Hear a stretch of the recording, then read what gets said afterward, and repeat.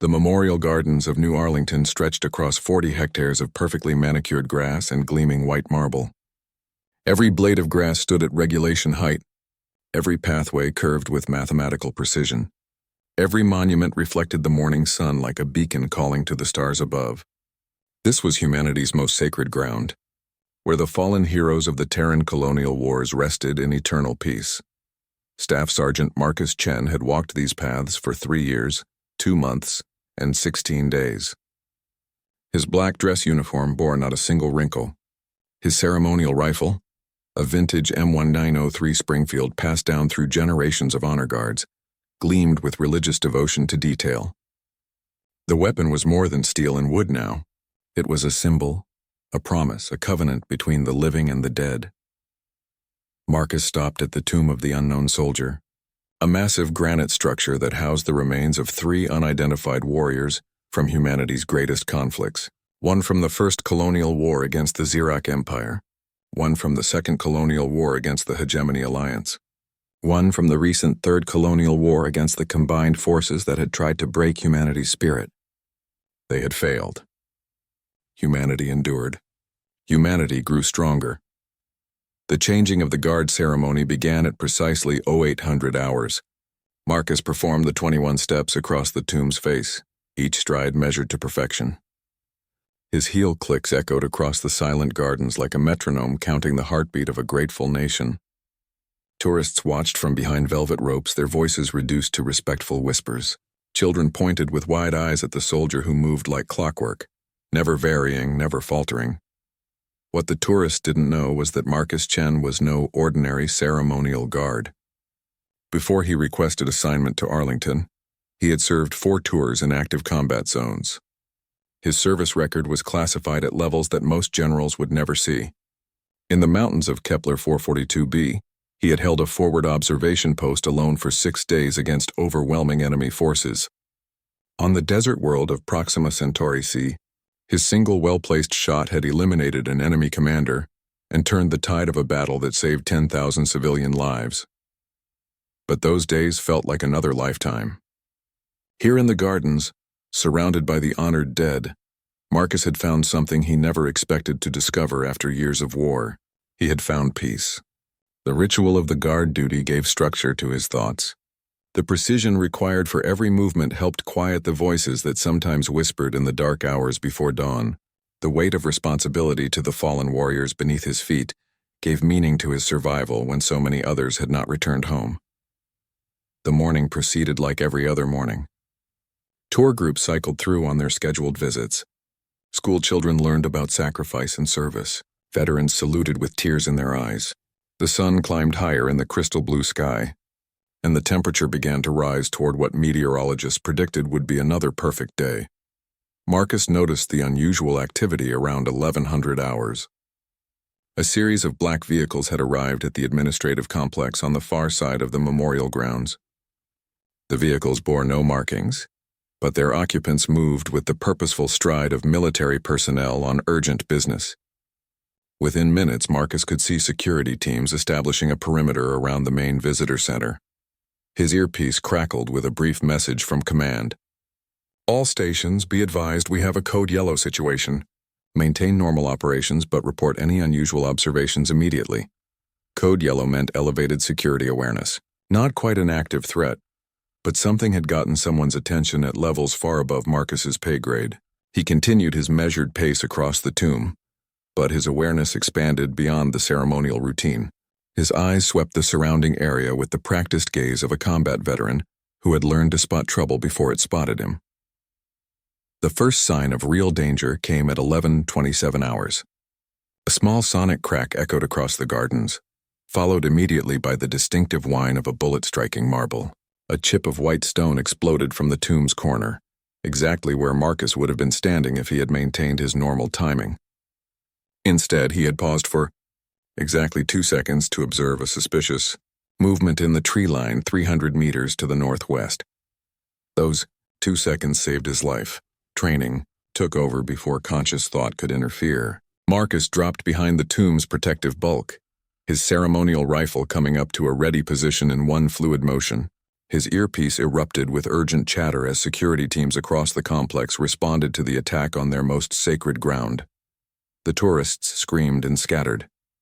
Security personnel emerged from concealed positions that most visitors never suspected existed. The carefully orchestrated peace of New Arlington shattered like glass hitting concrete. But Marcus Chen was no longer a ceremonial guard frozen in position by surprise. The man who emerged from behind the tomb was something else entirely. He was a hunter who had stalked alien predators through the twisted forests of distant worlds. He was a marksman who had made impossible shots under conditions that would break lesser soldiers. He was a guardian who had sworn an oath to protect this ground and everyone on it. The enemy had made a critical error in judgment. They had mistaken ceremony for weakness. They had confused ritual for vulnerability. They had attacked not just a memorial, but the man sworn to defend it. They had awakened something that had been resting peacefully in the quiet gardens of the honored dead. Marcus keyed his radio with one hand while scanning the tree line with eyes that had learned to read terrain like a book. Written in shadows and light, "Command, this is Tomb Guard 1. I have hostile contact. Sniper fire from the northwest perimeter. Requesting permission to engage." The response came back immediately. "Tomb Guard 1, you are authorized to use any means necessary to neutralize the threat. Protect the memorial." Marcus smiled for the first time in 3 years, 2 months, and 16 days. It was not a pleasant smile. The second shot came from a completely different direction. Marcus heard the supersonic crack and saw the bullet strike the granite steps where a family of tourists had been standing moments before. The enemy wasn't just targeting him. They were targeting anyone who moved within the memorial grounds. This wasn't assassination. This was terrorism designed to desecrate the most sacred place in human space. Marcus analyzed the trajectory in his mind. The first shot had come from the northwest tree line, approximately 300 meters out. The second shot originated from the southeast, maybe 400 meters distant. At least 2 shooters positioned to create overlapping fields of fire across the entire memorial complex. Professional positioning, military-grade equipment. This was no random attack by desperate insurgents.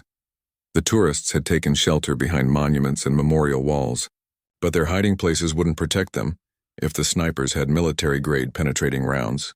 Marcus could hear children crying and adults calling out in panic. Security teams were moving to evacuate civilians, but their efforts created more movement and more targets for the hidden shooters. A third shot rang out, this time from due north. The bullet shattered the Eternal Flame Monument, sending burning fuel cascading across the memorial plaza. Marcus counted the timing between shots. Roughly 40 seconds between the first and second, 35 seconds between the second and third. They were coordinating their fire to maintain constant pressure, while allowing time for precise target acquisition. 3 shooters minimum. Possibly more, all positioned at different ranges and angles to prevent any single defender from engaging all of them simultaneously. Whoever planned this operation understood both tactics and the layout of New Arlington. They had studied this place, prepared for this attack, and chosen their moment carefully. Marcus examined his options. His ceremonial rifle was a genuine vintage weapon, but he had modified it extensively during his off-duty hours. The internal mechanisms were military-grade precision. The scope was a modern holographic sight disguised to look like period-appropriate iron sights. The ammunition was custom-loaded match-grade rounds that could punch through light armor at ranges exceeding 800 meters. Most importantly, Marcus knew this ground better than anyone alive. He had walked every path, studied every sight line, and memorized every piece of cover during his 3 years of duty. The enemy might have planned their positions carefully, but they were fighting on ground that Marcus had claimed as his own through countless hours of faithful service. The radio chatter in his earpiece painted a grim picture. Security teams were pinned down by accurate sniper fire. Medical personnel couldn't reach wounded civilians without exposing themselves to hostile fire. Air support was inbound, but still 15 minutes away. The local police had established a perimeter, but they lacked the equipment and training to engage. Military-grade snipers had extended range. Marcus was the only person within the memorial grounds, with both the skills and equipment necessary to fight back effectively. The realization settled over him like a familiar weight. He had been here before in different places under different circumstances, but always with the same fundamental truth. When everything went wrong and people needed someone to stand between them and death, Marcus Chen was the man who answered that call. A fourth shot struck the monument directly above his position, showering him with granite fragments. The shooter had acquired his location and was attempting to flush him out into the open. Marcus smiled grimly and began to move. If they wanted to play hunter and prey among the memorials of humanity's greatest warriors, he would oblige them. Marcus low-crawled along the base of the tomb, using its bulk to shield him from the northwest and southeast positions while keeping the northern shooter's line of sight blocked by the eternal flame monument. His movements were precise and economical, refined through years of combat experience in environments where a single mistake meant death. He reached the monument's eastern corner and paused to reassess the tactical situation. From this position, he could observe approximately 60% of the memorial grounds while remaining concealed from at least 2 of the known sniper positions. The tourists had found better cover now, huddled behind substantial monuments that offered real protection. Security teams had established hasty defensive positions and were beginning to organize a coordinated response. But the snipers weren't finished demonstrating their capabilities. A fifth shot rang out, followed immediately by a sixth. Both rounds struck the same section of memorial wall, punching through the marble facade and into the space where a security team had taken cover. Marcus heard screams and urgent calls for medical assistance over the radio. The enemy was using high-powered rifle rounds, probably .338 Lapua Magnum or similar military sniper ammunition. At these ranges, such rounds would penetrate most cover available within the memorial grounds. The snipers were systematically eliminating any organized resistance while terrorizing the civilian population. Marcus keyed his radio and spoke in the calm, measured tones of a professional soldier, reporting tactical intelligence. "Command, this is Tomb Guard 1. I count at least 3 hostile shooters with military-grade equipment and training. They have overlapping fields of fire covering the main memorial complex. Recommend immediate evacuation of all non-essential personnel, while I attempt to neutralize the threat. Tomb Guard 1, medical teams are reporting multiple casualties. Air support is still 12 minutes out. Whatever you're planning to do it fast." Marcus checked his rifle and confirmed that he had a full magazine of 20 rounds plus 1 in the chamber. Against 3 or more professional snipers in prepared positions, 21 rounds would have to be enough. He had faced worse odds with less ammunition, but never with so many innocent lives depending on his success. The next phase of his plan required movement across open ground that would expose him to enemy fire. Marcus studied the terrain and identified a route that would minimize his exposure time while bringing him to a position where he could engage at least one of the snipers effectively.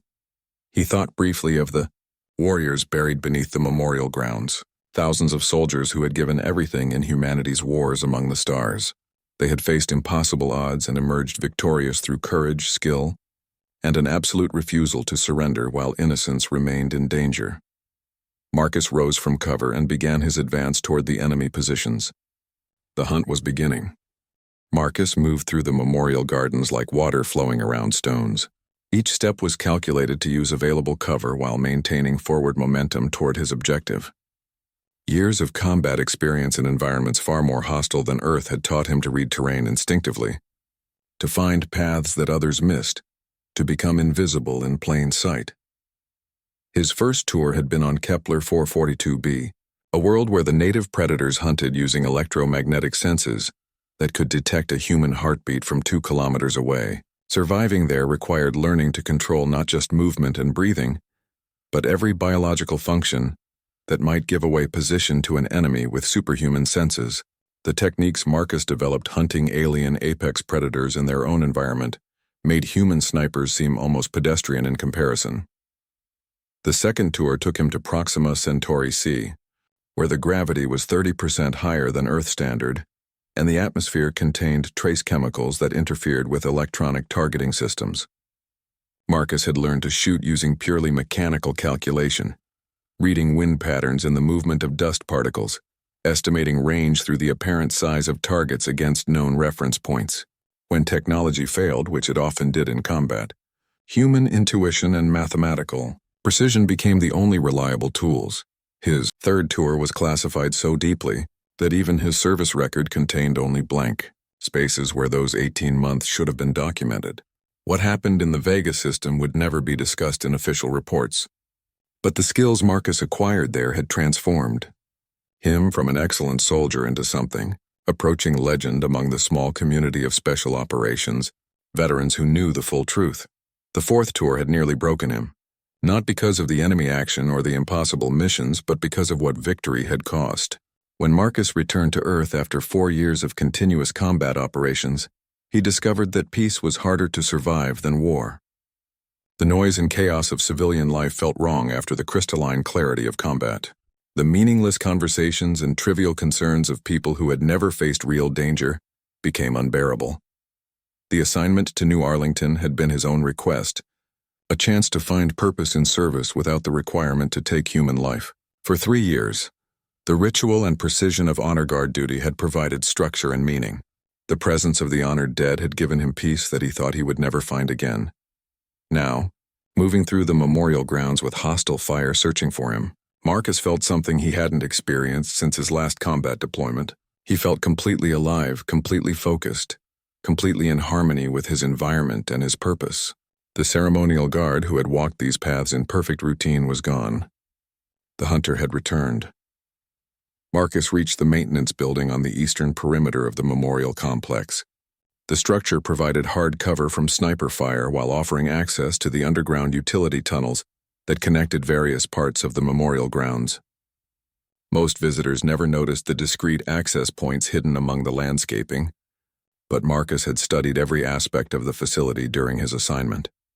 He descended into the tunnel system and began moving toward the northwest section of the grounds. The tunnels were lit by emergency lighting and equipped with communication cables that would allow him to coordinate with security teams without using radio transmissions that might be intercepted by the enemy. More importantly, the tunnels would allow him to approach the sniper positions from unexpected directions. While underground, Marcus used his secure communication link to contact the command center. "Command, this is Tomb Guard 1. I need intelligence on the enemy positions. Do we have any aerial reconnaissance available?" "Tomb Guard 1, we have a surveillance drone inbound. ETA 3 minutes. What's your current position?" "Underground, moving to engage the northwest position. I need eyes on all 3 confirmed shooters before I surface. These aren't amateurs. They'll have security protocols and backup plans." The response came back with information that confirmed Marcus's suspicions. "Tomb Guard 1. Initial analysis suggests the shooters are using military-grade equipment and tactics. Local law enforcement believes this may be a coordinated terrorist attack designed to maximize symbolic impact. You are authorized to use lethal force without restriction." Marcus continued through the tunnels, his mind automatically calculating angles, distances, and timing. The northwest position would be his first target because it offered the best fields of fire across the main memorial plaza. Eliminating that shooter would reduce the immediate threat to trapped civilians while providing Marcus with better freedom of movement for engaging the remaining positions. He emerged from the tunnel system behind the Visitor Information Center, approximately 100 meters from where he estimated the northwest sniper had established position. The building provided concealment while Marcus reconnoitered the area and confirmed the enemy location. Through his scope, Marcus could see the edge of a rifle barrel protruding from behind a memorial wall, approximately 250 meters distant. The position was well chosen, offering excellent fields of fire while providing good cover from return fire. The sniper had probably been in position for hours before initiating the attack, carefully studying the memorial grounds and identifying the best locations for maximum tactical advantage. Marcus observed the position for 90 seconds, timing the intervals between shots and looking for any indication of the sniper's movement patterns. Professional shooters developed habits and routines even in combat situations. Everyone had small behavioral patterns that repeated under stress.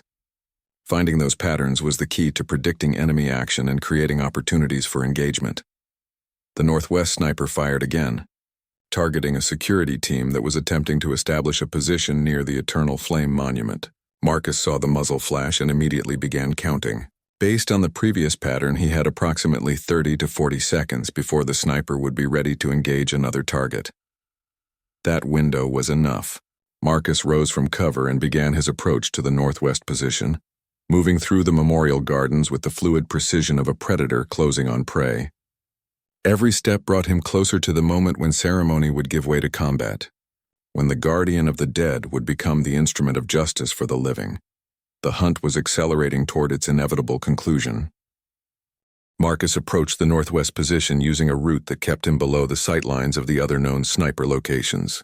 His movement was methodical and patient, advancing only when he could be certain that the enemy shooters were focused on other targets.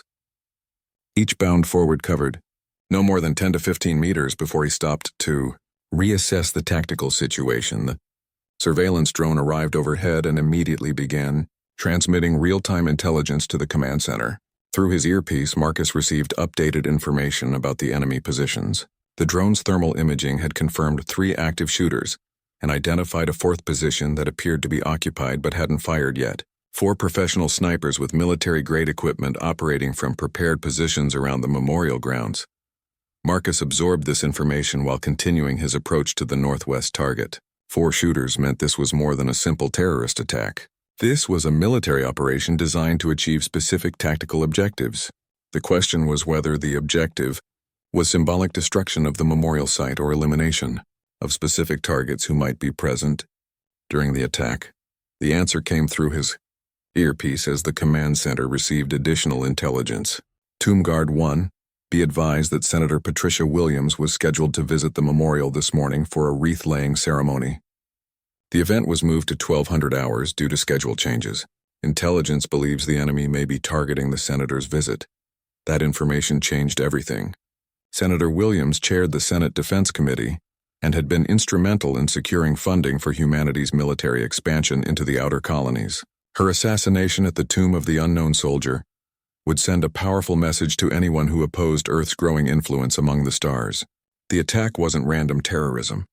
It was targeted political assassination using the memorial grounds as both stage and weapon. Marcus reached a position approximately 75 meters from the northwest sniper's location. From here he could observe the enemy position in detail while remaining concealed behind a substantial granite monument dedicated to the fallen of the Second Colonial War.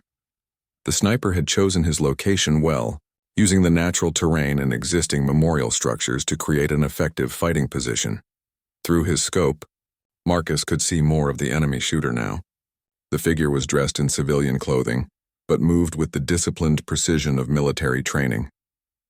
The rifle appeared to be a high-end precision weapon, probably custom-built for long-range accuracy.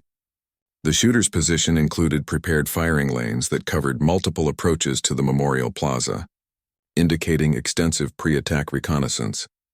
Marcus studied the enemy's routine and identified the pattern he had been looking for. Every 3 to 4 minutes, the sniper would shift position slightly to scan different sectors of the memorial grounds. During these shifts, there was a brief window when the shooter's attention was focused away from Marcus's current location. That window would provide the opportunity he needed to close the distance and engage effectively. While waiting for the next opportunity, Marcus used his communication link to coordinate with the security teams. Command, this is Tomb Guard 1. I have visual on the northwest target and am preparing to engage. Recommend that all security personnel maintain current positions and avoid movement that might draw sniper fire during the next 5 minutes. Acknowledged, Tomb Guard 1. All units are holding position. The senator's motorcade has been delayed pending resolution of the hostile situation. You have priority for target engagement. Marcus confirmed his rifle was ready and checked his backup equipment. In addition to his primary weapon, he carried a sidearm and several other items that most honor guards would never need. Old habits from combat deployments died hard, and Marcus had never felt comfortable with anything less than full preparation for unexpected situations. The northwest sniper began his next position shift right on schedule. Marcus immediately began his final approach, covering the remaining distance in a low crouch that kept him below the sight line of the other enemy positions. His movement was silent and invisible, using techniques perfected during operations on worlds where detection meant certain death. At 25 meters from the target, Marcus stopped behind the last available cover and prepared for engagement. From this position, he had a clear shot at the enemy sniper, while remaining concealed from the other 3 positions. The range was close enough to guarantee accuracy even under stress, but far enough to provide some margin for error if the situation developed unexpectedly. Marcus settled into his firing position and began the mental preparation. that had served him through dozens of similar situations. His breathing slowed and deepened. His heart rate decreased to the steady rhythm that would provide the most stable platform for precision shooting. His awareness expanded to include every detail of the environment while simultaneously focusing down to the single point where his crosshairs would intersect with the target. The enemy sniper was approximately 45 years old, male, with the weathered features of someone who had spent significant time in harsh environments. His equipment was professional grade, but his position discipline showed small flaws that indicated he wasn't currently serving military. Probably a veteran contractor working for whoever had organized this operation. Skilled and dangerous, but not quite at the level of active duty special operations personnel. Marcus watched the target's routine for 2 complete cycles, confirming the timing and movement patterns. When the sniper shifted position again, Marcus would have approximately 15 seconds to acquire, aim, and fire before the enemy completed his scan and returned attention to Marcus's sector of the memorial grounds. The moment arrived exactly when Marcus expected it. The enemy sniper began shifting his position to scan the eastern approaches to the memorial plaza. Marcus rose smoothly from concealment, acquired his target through the scope, and applied steady pressure to the trigger while controlling his breathing and heart rate through techniques learned in combat operations across 3-star systems. The shot broke clean and true, sending a precisely aimed bullet across 75 meters of intervening space in less than 1/10 of a second. The impact was immediate and decisive. The Northwest sniper collapsed behind his position, his rifle clattering against the memorial wall as his hands released their grip on the weapon. 1 down. 3 to go, and now the remaining snipers knew they were being hunted by someone with skills that matched their own. The remaining snipers reacted to their teammates' elimination with professional efficiency that confirmed Marcus's assessment of their training and experience. Within seconds of the Northwest shooter going silent, the other 3 positions ceased their harassment fire and began shifting to new locations. They understood that their operation had been compromised and were adapting their tactics accordingly. Marcus remained in position for 30 seconds, observing the changes in enemy behavior, while considering his options for engaging the remaining targets. The surveillance drone overhead was providing real-time intelligence about the sniper's movement, but their new positions would be harder to approach without exposing himself to crossfire from multiple directions. Through his earpiece, Marcus received updated tactical information. Tomb Guard 1, drone surveillance shows the remaining hostiles are repositioning to create overlapping fields of fire focused on the Northwest sector. They know your approximate location and are attempting to pin you down while they relocate. Marcus smiled grimly at the tactical situation. The enemy was reacting exactly as he had expected professional shooters would respond to the loss of one team member. They were consolidating their positions to provide mutual support, while attempting to locate and eliminate the threat that had appeared among them. Standard counter-sniper doctrine, professionally executed. Unfortunately for them, Marcus Chen was not a standard counter-sniper. His experience fighting alien predators in their own environment had taught him to think beyond conventional human tactical doctrine. The techniques that worked against human opponents often failed completely against enemies with different sensory capabilities, different movement patterns, and different approaches to territorial defense. Marcus began moving again, but not toward any of the remaining sniper positions. Instead, he headed toward the memorial's central monument, a massive structure that dominated the landscape and provided the highest vantage point within the complex. If the enemy wanted to establish overlapping fields of fire, Marcus would position himself where he could observe and engage all of their positions simultaneously. The central monument was a 50-meter tower of white marble topped with an eternal flame that burned in honor of all humanity's fallen warriors. The structure included an internal staircase that allowed maintenance access to the flame mechanism, but the entrance was normally sealed and secured. Marcus had memorized the access codes during his orientation training, and his security clearance allowed him to enter areas that were restricted to normal. Visitors moving toward the monument required crossing approximately 100 meters of open ground that would expose him to fire from at least 2 of the remaining sniper positions. Marcus studied the terrain and identified a route that would minimize his exposure time while using available cover to break up his silhouette and movement pattern. He began his advance during a moment when all 3 remaining snipers were focused on different sectors, searching for any sign of his position or movement. Marcus covered the distance in a series of quick rushes between memorial stones and landscaping features, pausing between each movement to ensure that he hadn't been detected by the enemy shooters. The technique was exhausting, but effective. Within 3 minutes, Marcus reached the base of the central monument without drawing hostile fire. He quickly accessed the maintenance entrance and began climbing the internal staircase toward the observation level that surrounded the eternal flame mechanism.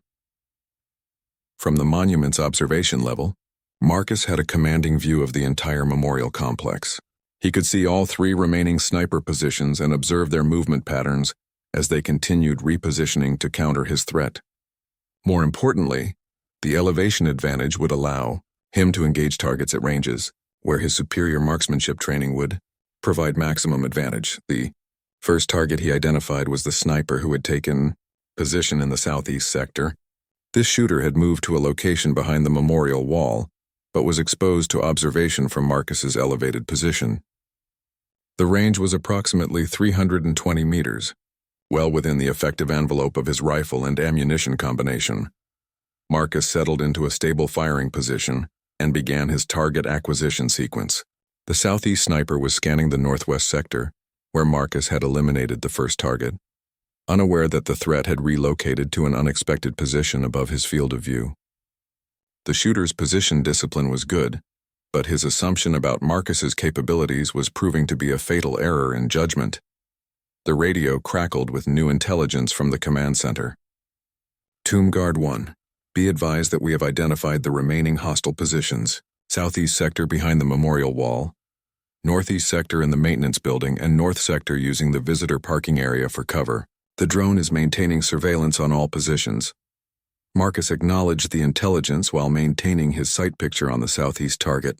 The shot would be technically challenging due to the range and angle, but well within his capabilities given the stable firing platform and excellent visibility conditions. The wind was minimal, and the target was relatively stationary while focused on scanning for threats in the wrong direction. Marcus controlled his breathing and began applying pressure to the trigger while calculating the precise aiming point needed to compensate for the bullet's trajectory over 300 meters.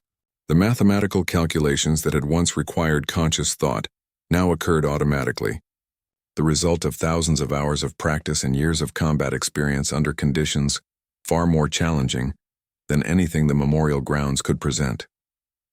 The second shot broke as cleanly as the first, sending another precisely aimed bullet across the memorial complex to find its target with surgical accuracy. The southeast sniper collapsed behind his position, eliminating another threat to the civilians and security personnel trapped within the complex. 2 down. 2 to go. But the remaining snipers would now understand that they were facing an opponent with capabilities that exceeded their own. The next phase of the engagement would test Marcus's skills against enemies who fully understood the nature of the threat they were confronting. Through his scope, Marcus could see movement at both remaining positions as the surviving snipers adjusted their tactics once again. They were no longer hunting civilians and security personnel. They were now hunting him, and they would bring all of their considerable skills to bear on that objective. The memorial grounds had become an arena where professional warriors would determine the outcome through skill, training, and the unforgiving mathematics of precision shooting at extended range. Marcus checked his ammunition count and prepared for the most challenging phase of the engagement. The remaining 2 snipers had stopped underestimating their opponent. Marcus could observe their tactical coordination through his scope as they established communication and began executing a coordinated counterattack designed to locate and eliminate him. Their movements showed the practiced efficiency of professionals who had worked together before and understood each other's capabilities. The northeast sniper had repositioned to the maintenance building's roof, gaining elevation that would allow observation of the central monument where Marcus had taken position. The north sniper had moved to a concealed position in the visitor parking area that provided an excellent field of fire across the monument's base. Together they were creating a tactical situation where Marcus would be exposed to crossfire if he attempted to engage either position. Marcus studied their deployment and recognized the classic counter-sniper technique known as bait and ambush. One shooter would present himself as a target to draw Marcus into taking a shot, while the second shooter would be positioned to engage Marcus during the brief window when he was focused on his primary target. The technique required precise coordination and absolute trust between the shooters, but it was devastatingly effective when executed properly. Through his earpiece, Marcus received updated intelligence from the surveillance drone. Tomb Guard 1, the remaining hostiles have established overlapping fields of fire covering your position. Recommend you relocate before attempting further engagement. Marcus considered his tactical options. The monument's observation level provided excellent visibility and a stable shooting platform, but it also made him visible to the enemy positions. Moving to a different location would require exposing himself to hostile fire while giving up his elevation advantage. Remaining in position meant accepting engagement under conditions favorable to the enemy. The decision was made for him when the northeast sniper fired a ranging shot that struck the monument's observation level less than 2 meters from Marcus's position. The bullet's impact sent marble fragments flying while demonstrating that the enemy had acquired his location and was prepared to engage him directly. The shot was deliberately placed to force him to move without causing immediate injury. Confirming that they wanted to flush him into the open for a killing shot, Marcus immediately rolled away from his previous position as a second shot struck exactly where he had been lying. The northeast sniper was using suppressing fire to force him into movement, while the north sniper waited for a clear shot opportunity. Professional teamwork executed with deadly precision. But Marcus had faced coordinated attacks before, under conditions far more challenging than anything Earth could provide. On Kepler 442b, he had survived pursuit by pack predators that communicated through bioelectric fields and coordinated their attacks with telepathic precision. On Proxima Centauri C, he had outmaneuvered military units that possessed technological advantages and numerical superiority. The key to survival against coordinated opponents was disrupting their coordination while maintaining tactical initiative. Marcus began moving around the monument's observation level, using the structure itself to break line of sight with the enemy positions while searching for an opportunity to engage. The northeast sniper was the immediate threat because of his elevation and clear sight lines, but the north sniper represented the greater long-term danger due to his concealed position and freedom of movement. A third shot struck the monument near Marcus's current position, confirming that the northeast sniper was tracking his movement and adjusting fire accordingly. The shooter was skilled and patient, taking carefully aimed shots rather than spraying automatic fire in hopes of achieving a lucky hit. This was precision marksmanship at its finest, executed by someone with extensive training and combat experience. Marcus reached the monument's eastern side and paused to reassess the tactical situation. From this position, he had partial concealment from the northeast sniper while maintaining observation of the north position. The angle wasn't ideal for engaging either target, but it provided temporary protection while he developed a plan for breaking the enemy's tactical coordination. The solution came to him as he observed the north sniper's position through his scope. The shooter was using a civilian vehicle for cover, positioning himself behind the engine block to provide protection from return fire. But the position also limited his mobility and created a predictable location that Marcus could target indirectly. Marcus shifted his aim point to the vehicle's fuel tank, calculating the trajectory needed to puncture the metal and create a volatile situation that would force the north sniper to relocate. The shot would be technically challenging due to the angle and the target's size, but success would eliminate the enemy's tactical advantage while creating an opportunity to engage the northeast position. The radio crackled with an urgent update from the command center. Tomb Guard 1, Senator Williams' motorcade is approaching the memorial complex. ETA 5 minutes. The hostile situation must be resolved before the senator enters the area.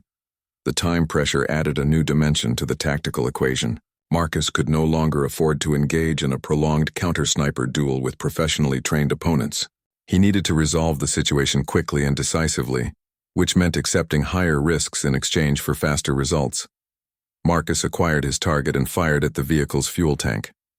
The bullet punched through the metal and immediately created a volatile fuel leak that began spreading across the parking area. The north sniper recognized the danger and began moving to a new position, exactly as Marcus had anticipated. During the north sniper's movement, Marcus shifted his aim to the northeast position and acquired the target, who was focused on tracking the movement below. The range was challenging and the angle was difficult, but Marcus had made similar shots under far worse conditions. His crosshairs settled on the target as his breathing steadied and his trigger finger began applying pressure with mathematical precision. The shot would either eliminate the threat or expose Marcus to immediate retaliation from a highly skilled opponent. There would be no second chance and no opportunity to correct for error. Everything depended on the skills that had carried him through 4 combat tours and made him legendary among the small community of special operations veterans who knew the truth about humanity's wars among the stars. Marcus fired his 3rd shot of the engagement, sending another precisely aimed bullet across the memorial complex toward an enemy who represented everything that opposed humanity's expansion into the cosmos.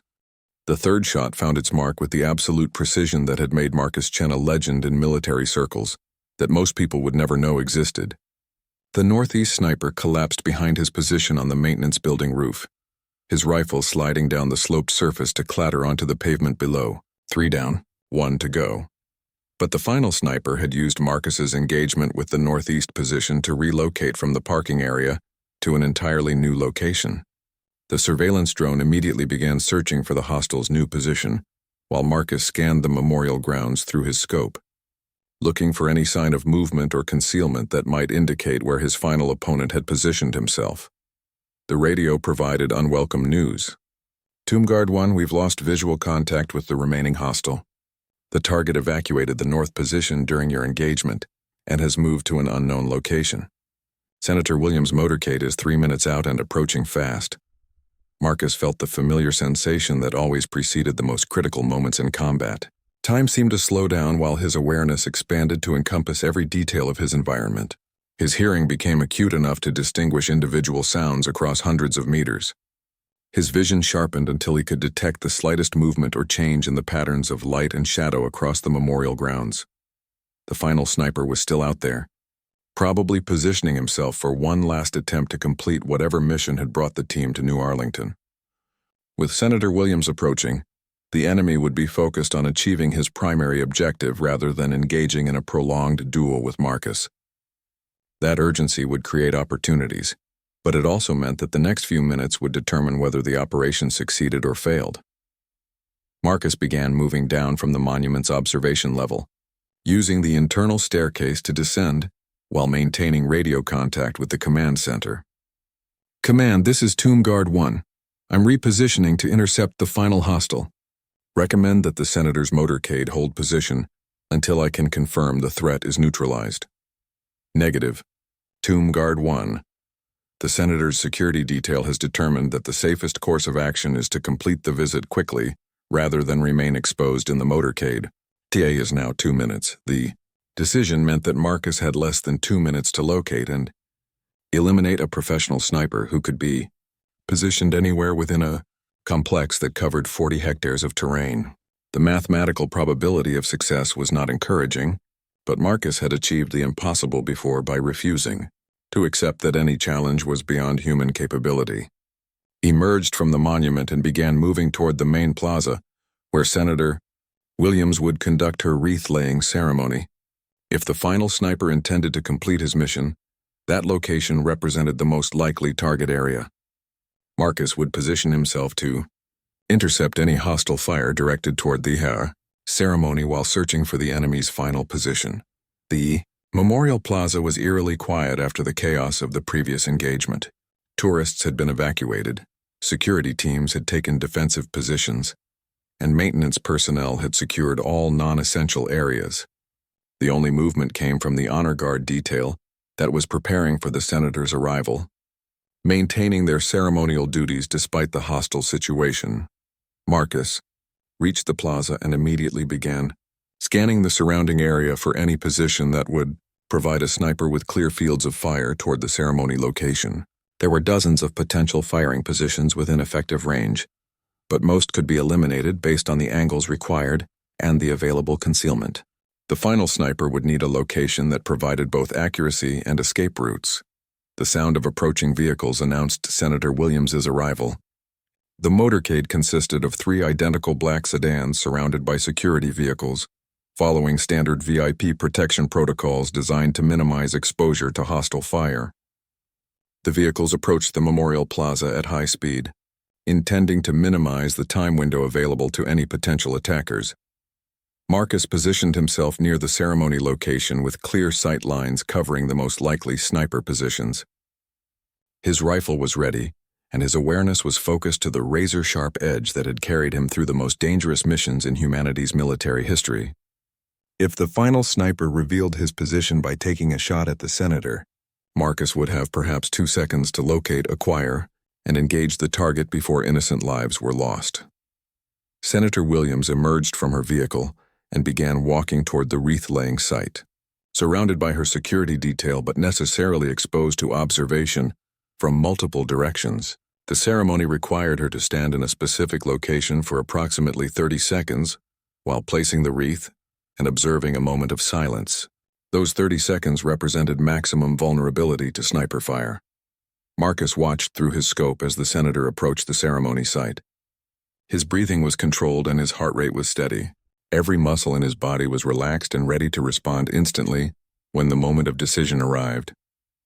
This was the culmination of everything he had learned during 4 combat tours and 3 years of honor guard duty. This was why he had survived when so many others had not returned home. The senator reached the ceremony site and began the ritual of placing the wreath at the base of the tomb. Marcus continued scanning for any sign of the final sniper, while simultaneously maintaining awareness of the senator's position and the timing of the ceremony. 10 seconds passed. 20 seconds. 25 seconds. The shot came from a position that Marcus had considered and eliminated as too difficult for effective engagement. 600 meters away, behind a maintenance shed that provided only minimal concealment, the final sniper had achieved an impossible firing angle by using equipment and techniques that pushed the boundaries of what most marksmen would consider feasible. Marcus saw the muzzle flash and heard the supersonic crack of the bullet's passage simultaneously. His response was purely instinctive, the product of years of training refined under conditions where hesitation meant death. He acquired the target through his scope and fired without conscious thought, trusting in skills that had become as natural as breathing. 1 shot, total silence. The final sniper collapsed behind his position 600 meters away, eliminated by a bullet that had traveled across the Memorial Plaza in less than 0.6 of a second. The threat to Senator Williams was neutralized with precision that would be discussed in military training facilities for decades to come. But Marcus never heard the discussions or read the reports. He simply walked back to the tomb of the unknown soldier, resumed his position, and continued his vigil over the honored dead. The ceremony proceeded as planned. The memorial returned to its peaceful quiet, and somewhere in the cosmos, humanity's enemies learned once again that they had underestimated what humans could accomplish when protecting what they held most sacred.